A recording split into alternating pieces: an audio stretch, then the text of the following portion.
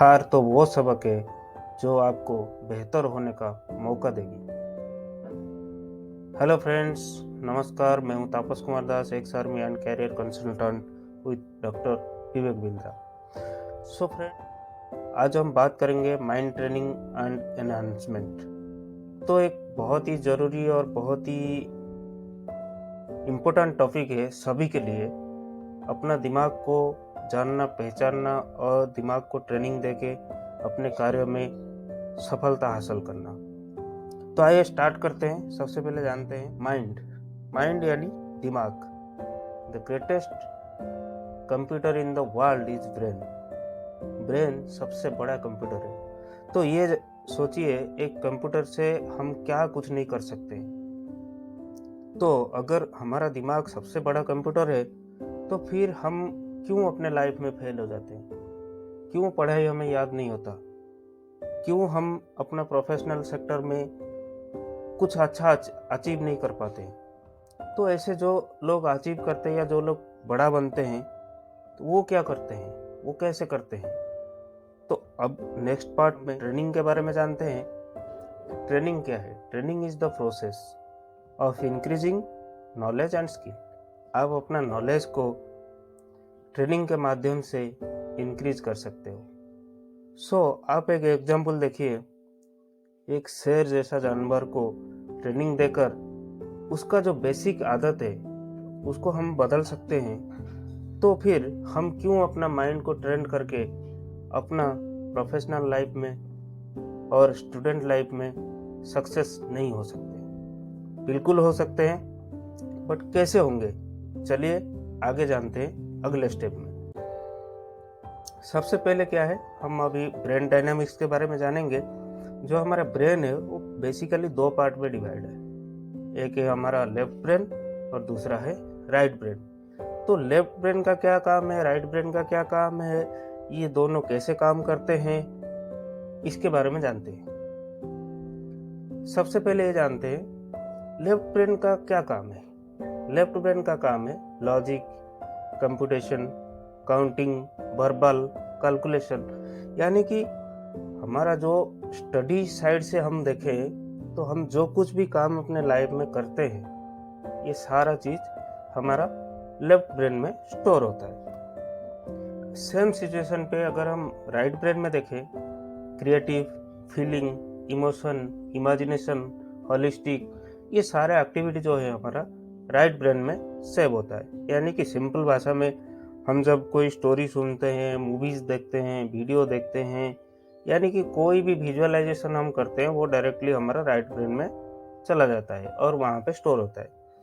यहाँ पे एक इम्पोर्टेंट बात है, हमारा जो लेफ्ट ब्रेन का मेमोरी और राइट ब्रेन का मेमोरी। लेफ्ट ब्रेन का मेमोरी क्या है, हम मान लीजिए पढ़ाई किया है, आपने भी किया होगा, तो ये ज़्यादा दिन तक हम अपने दिमाग में स्टोर करके नहीं रख पाते। बट जो राइट ब्रेन का मेमोरी है, आप 10 साल पहले कोई मूवी देखे हो, वो अभी भी याद है। तो पावरफुल है राइट ब्रेन का मेमोरी, क्योंकि ये विजुअलाइजेशन के माध्यम से अपने जो है मेमोरी को स्टोर करता है। अब हम अभी बात ये आता है, तो हम कैसे जानेंगे हमारा लेफ्ट ब्रेन और राइट ब्रेन साथ में काम कर रहे हैं या अलग अलग काम कर रहे हैं? अगर हमारा लेफ्ट और राइट ब्रेन दोनों अलग अलग काम कर रहे हैं तो ये सारे एक्टिविटीज हमारे अंदर आएंगे, जैसे कि नाराज होना, उदास होना, परेशान रहना, छोटे बात पे दुखी हो जाना, चिड़चिड़ापन आना, मूड ऑफ रहना, कंफ्यूजन होना और याद नहीं होना।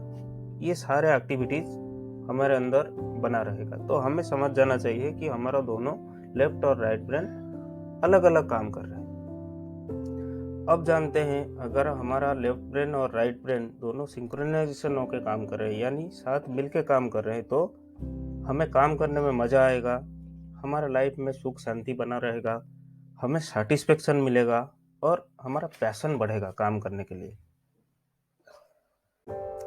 तो चलिए जानते हैं दिमाग की शक्ति को हम कैसे बढ़ाएंगे। इसके लिए एक फार्मूला है, उस फार्मूला का नाम भी शक्ति ही है, SHAKTI। तो शक्ति का मतलब क्या है? S for skill, H for habit, A for attitude, K for knowledge T for time management and I for intelligence. So ये टोटल जो शक्ति का फॉर्मेट है इसको हम थोड़ा सा सिंक्रोनाइज से लगाते हैं। पहले है एटीट्यूड, दूसरा नॉलेज, तीसरा हैबिट, चौथा स्किल, पांचवा टाइम मैनेजमेंट और छठा इंटेलिजेंस। तो ये जो 6 स्टेप्स है, ये 6 स्टेप को इस्तेमाल करके हम अपना दिमाग की शक्ति को बढ़ा सकते हैं। तो सबसे पहले क्या है, एटीट्यूड। एटीट्यूड मतलब स्ट्रांग डिसीजन। आप क्या करना चाह रहे हैं उसको आप पहले डिसाइड करें, आपका इरादा को स्पष्ट करें। उसके बाद नेक्स्ट में आता है नॉलेज। नॉलेज क्या है, आप किसी चीज के बारे में सीख रहे हैं, सीखना है आपको, तो वो है नॉलेज। और तीसरा पॉइंट है हैबिट।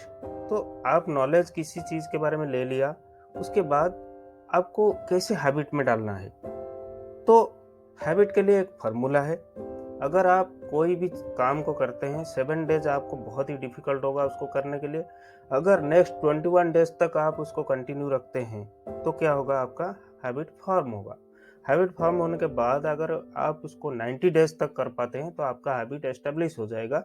और आप कंटिन्यूटी अगर 180 डेज तक उसको करें तो आप परमानेंट हैबिट में कन्वर्ट हो जाएगा। वो आप आसानी से वो काम को कभी भूल नहीं सकते। जब तक वो काम नहीं करेंगे आपको संतुष्टि नहीं मिलेगा। तो तीसरा पॉइंट के बाद आता है चौथा पॉइंट। चौथा पॉइंट हमारा क्या है, स्किल। तो अब देखिए, आप किसी चीज के बारे में जान लिया, उसके बाद स्किल क्या है। अब मैं आपको एक छोटा एग्जांपल से समझाता हूँ, नॉलेज और स्किल। सपोज आपको बाइक चलाना नहीं आता, आप अपने फ्रेंड से पूछा कि भाई मुझे बाइक चलाना सिखा दे। वो आपके पास बैठा और आपको बाइक के बारे में सब कुछ बता दिया। राइट हैंड में एक्सीलेटर है, फिर क्लच है, लेफ्ट हैंड में लेफ्ट पैर में गियर है, राइट पैर में ब्रेक है, पहले स्टार्ट करना, फिर क्लच पकड़ना, गियर डालना, फिर बाइक चल जाएगा। तो क्या आप बाइक चला सकते हैं? नहीं। जब तक आप खुद बाइक के ऊपर नहीं बैठेंगे तो आप बाइक को नहीं चला पाएंगे। तो क्या है, जो आप अपने फ्रेंड से सुना वो आपका था नॉलेज, और जब आप बाइक के ऊपर बैठ के उसको चलाया वो है आपका स्किल। अब फिफ्थ पॉइंट पे आते हैं। फिफ्थ पॉइंट क्या है, टाइम मैनेजमेंट। सेम जैसे हम हैबिट का एक फॉर्मूला जाना, वैसे टाइम मैनेजमेंट का भी एक फॉर्मूला है। सो टाइम मैनेजमेंट का फॉर्मूला क्या है, IQP। मतलब identify the task, quantify the task and prioritise the task. पहले आप आपका काम को आइडेंटिफाई करें, उसको क्वांटिफाई करें एंड लास्ट में प्रायोरिटाइज करें। अगर आप ये 3 स्टेप को फॉलो करते हैं तो आप आसानी से आप अपना टाइम को मैनेज कर सकते हैं। लास्ट पॉइंट क्या है, इंटेलिजेंस। ये इंटेलिजेंस क्या है, अब इंटेलिजेंस का भी एक फार्मूला है। अगर आप ये फार्मूला को इस्तेमाल करेंगे, पहला क्या है, ask the right question and find the right answer. आप सही क्वेश्चन का सही आंसर ढूंढे। दूसरा है, आप राइट डिसीजन राइट टाइम पे, सही डिसीजन सही समय पे लेना बहुत जरूरी है। तीसरा, राइट प्रेडिक्शंस आपको लगाना है। और चौथा क्या है, ability to listen, observe and respond. पहले सुने, उसके बाद ऑब्जर्व करें एंड लास्ट में उसका रेस्पॉन्ड दें।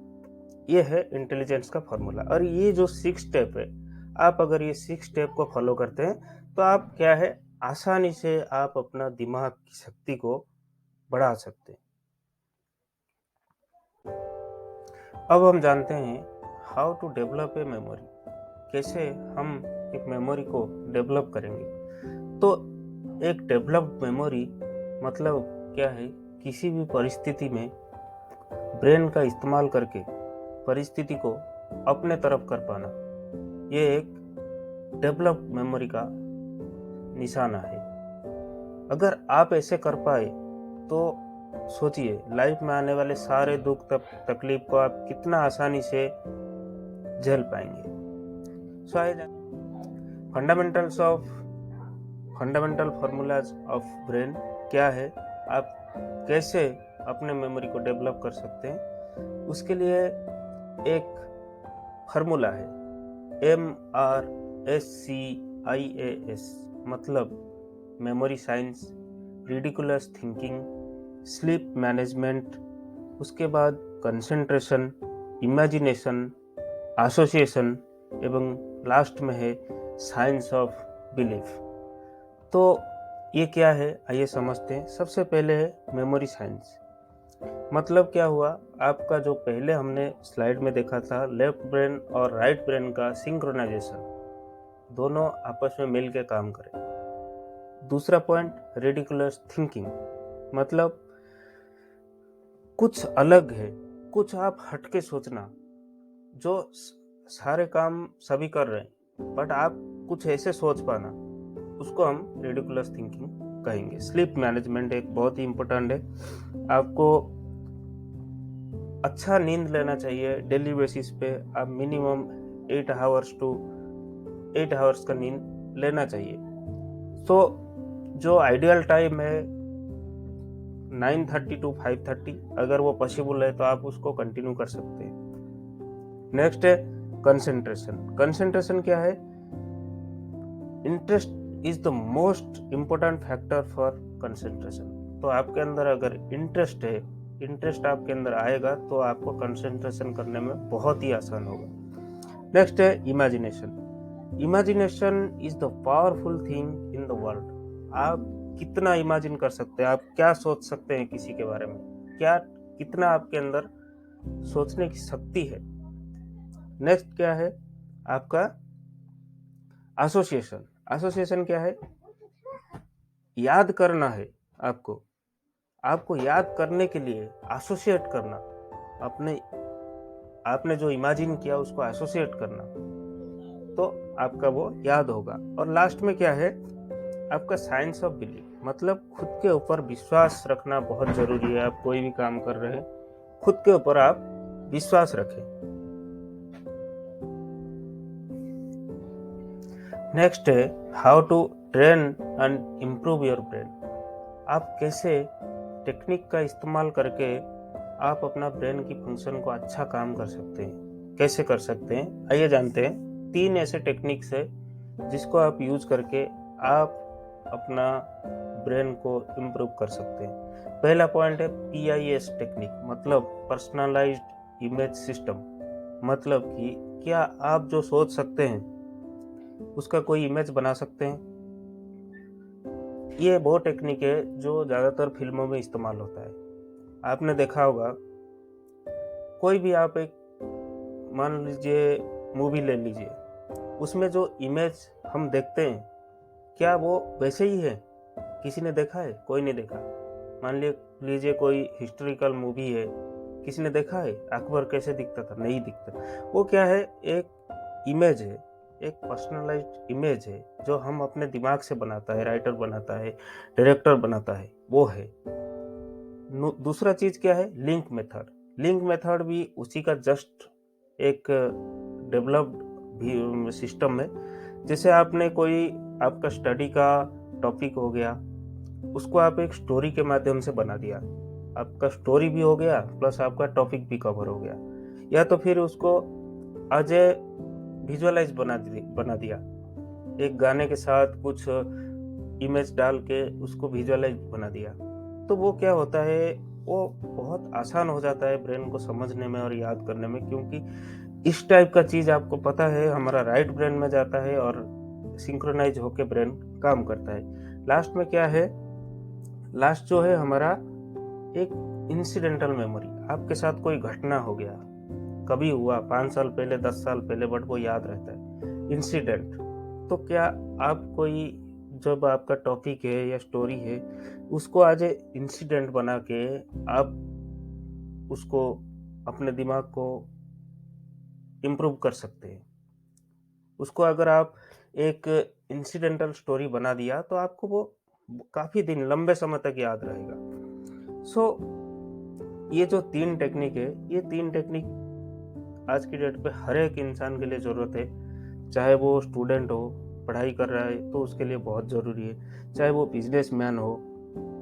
आप ये टेक्निक को इस्तेमाल करके एक स्टूडेंट अपना कॉम्पिटिटिव एग्जाम का तैयारी कर सकता है।